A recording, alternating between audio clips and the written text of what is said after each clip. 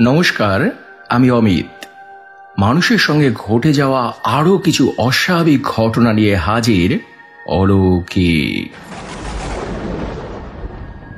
বন্ধুরা, বিপদ থেকে বাঁচার জন্য মানুষ অনেক কিছুই করে থাকে, কিন্তু তাতে যদি আরো বড় বিপদে পড়তে হয়, সুস্থ হতে গিয়ে যদি আরো অসুস্থ হয়ে যেতে হয়, তখন মানুষ কোথায় যাবে?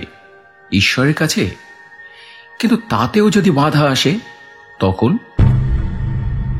এমনই নানান বিপদ আপদ ও তার থেকে মুক্তির অভিজ্ঞতা শেয়ার করেছে চিত্রা দেবনাথ। অসংখ্য ধন্যবাদ তোমাকে ঘটনাগুলি শেয়ার করার জন্য। এছাড়াও ধন্যবাদ জানাই জ্যোৎস্না ভট্টাচার্যকে থাম্বনেল দিয়ে অলৌকিককে সাহায্য করার জন্য।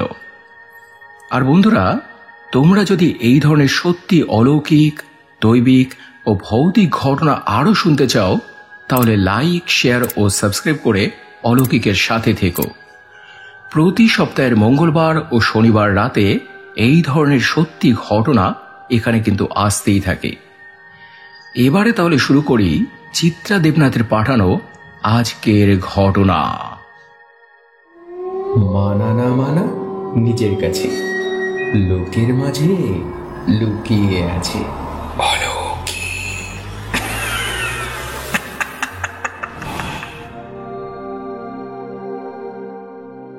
হ্যালো অমিতদা, আমি ইছাপুর থেকে চিত্রা দেবনাথ। আমি এবং আমার মা সীমা দেবনাথ তোমার নিয়মিত শ্রোতা। এর আগেও আমরা তোমায় অনেক ঘটনা পাঠিয়েছিলাম, সেই সবই তুমি পাঠ করে শুনিয়েছিলে। মাঝে অনেক প্রতিকূলতার সম্মুখীন হয়েছিল আমাদের পরিবার, তাই তোমায় তেমন কোনো ঘটনা পাঠাতে পারিনি। কিন্তু তোমার বলা কোনো ঘটনাই আমরা মিসও করিনি, সবই শুনেছি। তো যাই হোক, এবারে মূল কথায় আসি।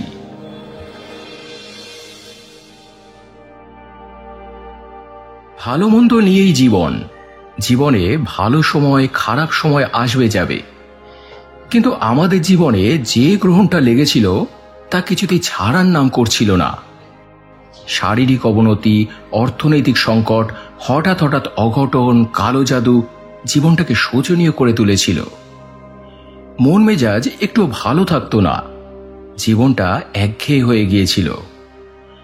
তখন একদিন আমি মাকে বললাম, ও মা, চলো না, কোথাও থেকে না হয় দু একদিন একটু বেরিয়ে আসি, মুডটা ফ্রেশ হবে।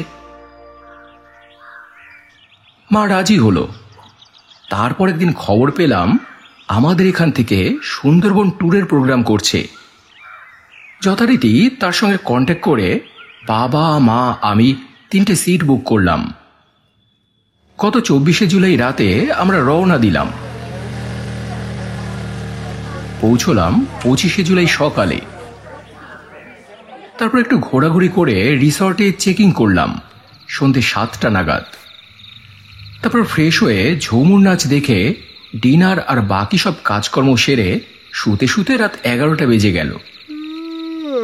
বাবার মেডিসিন চলে, তাই শুতে শুতেই বাবা ঘুমিয়ে পড়েছে। মাও খুব টায়ার্ড, তাই সেও কিছুক্ষণের মধ্যে ঘুমিয়ে পড়ল। কিন্তু আমার কিছুতেই আর ঘুম আসছিল না, হয়তো জায়গা চেঞ্জ হয়েছে এই জন্য। তাই শুয়ে শুয়ে আমি গেম খেলছিলাম। অনেকটা রাত অবধি জাগা ছিলাম, তাও প্রায় রাত 2টো অবধি। তারপর আমার একটু একটু তন্দ্রা আসতে লাগলো। ফোনটা চার্জে বসিয়ে এরপর আমি শুয়ে পড়লাম। অল্প কিছুক্ষণই ঘুমিয়েছি মাত্র, তারপরে আস্তে আস্তেই আবার আমার ঘুম ভেঙে গেল। ভীষণ ঠান্ডা লাগছিল আমার। দেখলাম রুমটা পুরো অন্ধকার। তখন ছোট্ট একটা নাইট ল্যাম্প তো জ্বলছিল, সেটাও তখন আর জ্বলছে না। বুঝতে পারলাম যে কারেন্ট গেছে। ভাবতে না ভাবতেই আবার দেখি কারেন্ট চলে এলো। তারপর আবার যে শুতে যাব, সেই আবার কারেন্ট চলে গেল। বারবার কারেন্ট আসছে যাচ্ছে। ঘরটাও কেমন হিমশীতল হয়ে গেছে, ভীষণ ঠান্ডা। ঘরের পরিবেশটাও কেমন যেন বদ্ধ, থমথমে। অথচ আমার বাবা মা তখনও ঘুমিয়ে আছে, তাই আমিও তাদের আর ডিস্টার্ব করতে চাইনি। সেই জন্য তাদেরকে আর ডাকিনি। ভাবলাম যে সারাটা রাত না হয় এভাবে জেগেই কাটিয়ে দেব। ভেবে ফোনটা হাতে নিলাম। দেখি ফোনের চার্জটা কন্টিনিউয়াসলি ড্রপ করছে। এত তাড়াতাড়ি তো আমার ফোনের চার্জ যাওয়ার কথা নয়। তো একটু অবাকই হলাম। এদিকে কিন্তু কারেন্ট সেই আসছে যাচ্ছে। তারপর ভোর 4:30-5টা নাগাদ মায়েরও ঘুম ভেঙে গেল। তারপর মা উঠে একটু ওয়াশরুমে যেতে গেল। ঠিক তখনই আবার কারেন্ট এলো। আবার ঠিক 30 সেকেন্ডের মধ্যেই কারেন্ট চলে গেল। এবার আমার কেমন যেন একটু সন্দেহ হলো যে ব্যাপারটা স্বাভাবিক নয়, কিছু একটা ব্যাপার আছে এই ঘরের মধ্যে। কিন্তু তখন আমি কি করব বুঝতে পারছিলাম না। তাই ইউটিউব থেকে হনুমান চালিসা প্লে করতে গেলাম। কিন্তু ফোনটা হাতে নিতেই আস্তে আস্তে ফোনের নেটওয়ার্কও ডাউন হয়ে গেল। ইউটিউব কিছুতেই ওপেন হচ্ছে না। তখন একটা কথা আমার মনে পড়ে গেল, হনুমান চালিসা তো আমার ফোনেও লোড করা ছিল। তখন ফোন থেকেই আমি হনুমান চালিসা প্লে করতে গেলাম। কিন্তু হাজার খুঁজেও হনুমান চালিসা আমি পেলাম না। না, আমি তো ডিলিট করিনি, ছিল তো, গেল কোথায়? এসব যখন ভাবছি আমার মাও তখন ওয়াশরুম থেকে বেরিয়ে আসে। এসে দেখে আমি পাগলের মতো ফোনে কি যেন খুঁজছি। মা তখন জিজ্ঞেস করলো, কি রে, কি হয়েছে? আমি তখন মাকে ইশারা করে চুপ করতে বললাম। তারপর বাধ্য হয়ে আমি নিজেই জোরে জোরে হনুমান চালিসা পাঠ করতে লাগলাম। আর মায়ের ফোন থেকে ইউটিউবে হনুমান চালিসা চালিয়ে মাকেও বললাম, তুমিও হনুমান চালিসা পড়তে থাকো। মা তো কিছুই বুঝতে পারছিল না, বলল, আরে কি হয়েছে বলবি তো। আমি কোনো উত্তর না দিয়েই বললাম, যা বলছি তাই করো আগে, পরে বলছি সব। আমার কথা শুনে মাও হনুমান চালিসা পড়তে শুরু করলো। আমিও হনুমান চালিসা পাঠ করছি, মাও পাঠ করছে, ইউটিউবেও চলছে। এইভাবে সারাটা ঘরের মধ্যে হনুমান চালিসার অনুরণন ঘটতে লাগলো। বিশ্বাস করবে না, মাত্র মিনিট খানেকের মধ্যেই আবার সবকিছু স্বাভাবিক হয়ে গেল। কারেন্ট সেই যে এলো আর সারাদিনেও যায়নি। ঘরের টেম্পারেচারও আবার আগের মতো নর্মাল হয়ে গেল। মনের থেকেও ভয়, ভীতি, আশঙ্কা সবকিছু মুছে গেল। পরদিন ছিল 26শে জুলাই। সেদিন এদিক ওদিক একটু ঘুরলাম। আগের দিন যেহেতু ঘুম হয়নি, তাই তাড়াতাড়ি ডিনার করে সেদিন শুয়ে পড়েছিলাম। শুয়ে শুয়ে আগের দিন রাতের কথা ভাবছিলাম যে একে তো গ্রাম্য এলাকা, ইলেকট্রিকের প্রবলেম, নেটওয়ার্ক না থাকা এসব তো কমন ব্যাপার। হয়তো আমি একটু বেশি ভেবে ফেলেছিলাম। তো এসব ভাবতে ভাবতেই সেদিন আমি ঘুমিয়ে পড়ি। সেই দিন রাতে ঘটল আরও একটা ভয়ঙ্কর ঘটনা। প্রথমে আগের দিনের মতোই আবারও কারেন্ট যাচ্ছে আসছে। যখন কারেন্ট থাকছে তখনও ওই ডিম লাইটটা জ্বলছে নিভছে। আমার চোখ ধাঁধিয়ে যাচ্ছিল। তাই আমি বাঁদিকে ফিরে ডান হাতের কনুই দিয়ে চোখ মুখ ঢেকে রাখার চেষ্টা করলাম। তার বেশ কিছুক্ষণ পরে আমি অনুভব করলাম আমার বুকের পাঁজর বরাবর একটা হাত রাখা, খুব ভারী সেই হাত। প্রথমে আমি ভেবেছিলাম যে মা তো পাশে শুয়ে, ঘুমের মধ্যে মাই আমাকে জড়িয়ে শুয়েছে। যদি ঝটকা দিয়ে হাত সরাই তাহলে মায়ের ঘুম ভেঙে যেতে পারে, আর হয়তো ঘুমোতেই পারবে না। তার চেয়ে বরং আমি আস্তে করেই হাতটা সরিয়ে দিই। তারপর আমি আমার চোখ মুখের ওপর থেকে আমার হাতটা যেই সরিয়ে তাকালাম, দেখলাম কই, মা তো হাত ভাঁজ করে তার পেটের পাশেই রেখেছে। মায়ের হাত তো নয়। তাহলে বুকের ওপরে ভারী মতো কি অনুভব হচ্ছে আমার? আমি উঠে বসার চেষ্টা করলাম, কিন্তু আমি উঠে বসতে পারছি না। বুঝতে পারলাম যে গত রাতের মতোই কিছু একটা হচ্ছে ঘরের মধ্যে। আমার তখন মাথায় আর কিছু আসছিল না, তাই হাত বাড়িয়ে মোবাইলটা নিয়ে আবারও ইউটিউবে হনুমান চালিসা প্লে করতে গেলাম, কিন্তু আবারও সেই একই ঘটনা। মোবাইলে নেটওয়ার্কই নেই। তখন মনের অজান্তে কখন নিজে নিজেই আবার হনুমান চালিসা পাঠ করা শুরু করে দিলাম আমি। একটু পরেই আমার পাঁজরের ওপর দিয়ে ভারী জিনিসটা সরে গেল। সঙ্গে সঙ্গে আমি উঠে বসলাম। চারপাশটা তখন আবার স্বাভাবিক। তবে সে রাতেও আমি আর ঘুমোতে পারলাম না। এদিকে ভোরবেলা মা উঠে ইউটিউব থেকে নিজের ফোনে রামায়ণের গান চালিয়ে শুনছিল। আমি তো অবাক হয়ে গেলাম, আমার ফোনে নেটওয়ার্ক নেই, অথচ মায়ের ফোনে কি করে আছে, যেখানে দুজনেরই একই কোম্পানির সিম। তার কোনো উত্তর পেলাম না আমি। তো যাই হোক, সেদিনই আমাদের ফেরার কথা ছিল।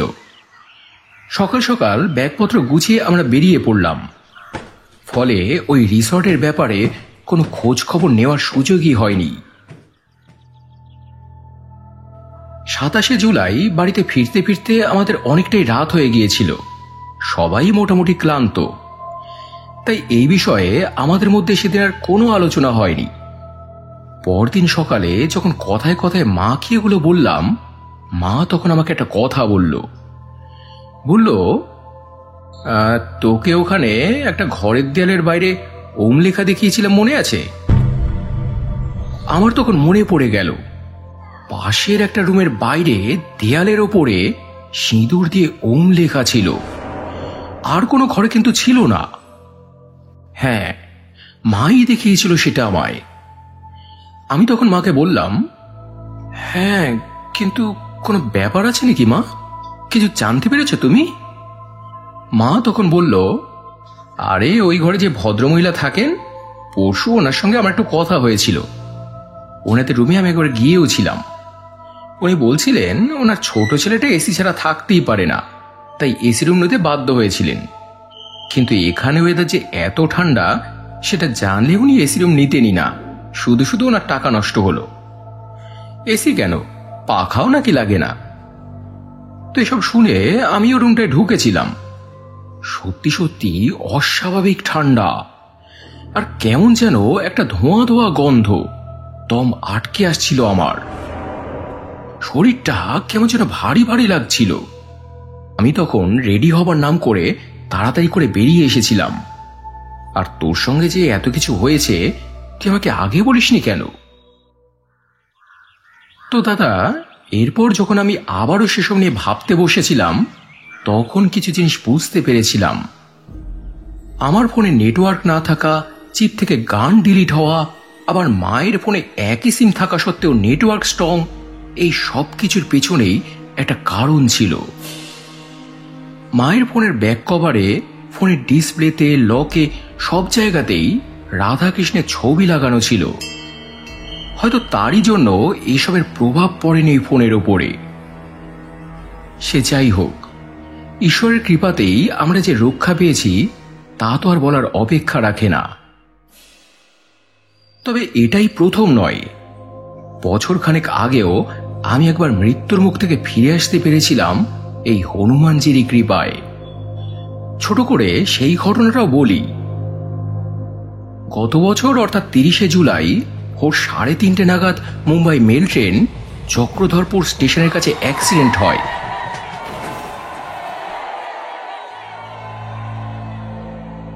ট্রেনের ম্যাক্সিমাম প্যাসেঞ্জারই আহত হয়েছিল, তার মধ্যে আমিও ছিলাম। আচমকাই যখন দুর্ঘটনাটা ঘটল, আমার অজান্তেই আমার মুখ থেকে জয় বজরং বলি এই কথাটুকু শুধু বেরিয়ে এসেছিল। এর বেশি আর কিছু বলতে পারিনি। সঙ্গে সঙ্গে দুর্ঘটনা ঘটে গেল। মাথায় সামান্য একটু চোট পেয়েছিলাম, আর হাত পা একটু ঝুলে গিয়েছিল। এছাড়া বাকিটা শরীর অক্ষতই ছিল। এবার তুমিই বলো, হনুমানজির কৃপা ছাড়া এত বড় বিপদ থেকে কি এইরকম বাঁচা সম্ভব? তবে শেষ করার আগে আরো একটা ঘটনা বলি। গত বছর 31শে ডিসেম্বর রাতে আমার আরো একটা অ্যাক্সিডেন্ট হয়েছিল। পায়ের বুড়ো আঙুলে খুব জোর আঘাত পেয়েছিলাম। আঙুল ফুলে গিয়েছিল। যন্ত্রণায় থাকতে পারছিলাম না, পা পেতে হাঁটতে পারছিলাম না। এমনকি ব্যথার তাড়নায় রাতে ঘুম পর্যন্ত আসছিল না। কিন্তু সকাল না হলে কোনো ডাক্তারও তো পাবো না, তাই যাব কোথায়? শেষে আর থাকতে না পেরে আমি হনুমানজিরই শরণাপন্ন হয়েছিলাম। ওনাকে উদ্দেশ্য করে বলেছিলাম, খুব কষ্ট হচ্ছে গো, আর সহ্য করতে পারছি না। পায়ের ব্যথা বাড়তে বাড়তে হাঁটু চাইয়ে কোমরে উঠে আসছে, আর পারছি না। তুমি তো শনিদেবের ব্যথা নির্মূল করেছিলে প্রভু, আমার ব্যথাটা কমিয়ে দাও না। আমি আমি আর পারছি না সহ্য করতে, আর পারছি না। বিশ্বাস করবে কিনা জানি না, মিনিট 15 মধ্যেই আমার ব্যথা অনেকটাই কমে গেল, আর আমার দু চোখে কেমন যেন ঘুম জড়িয়ে এলো। আমি ঘুমিয়ে পড়লাম। রাত কেটে গেল, সকাল হলো। পরদিন উঠে আমি ডাক্তার দেখাতে গেলাম। এই ঘটনাগুলো সবই কি কাকতালীয় নাকি সত্যি অলৌকিক তা বলতে পারবো না। আমি শুধু এইটুকুই বলবো, বিশ্বাসে মেলায় বস্তু, তর্কে বহুদূর।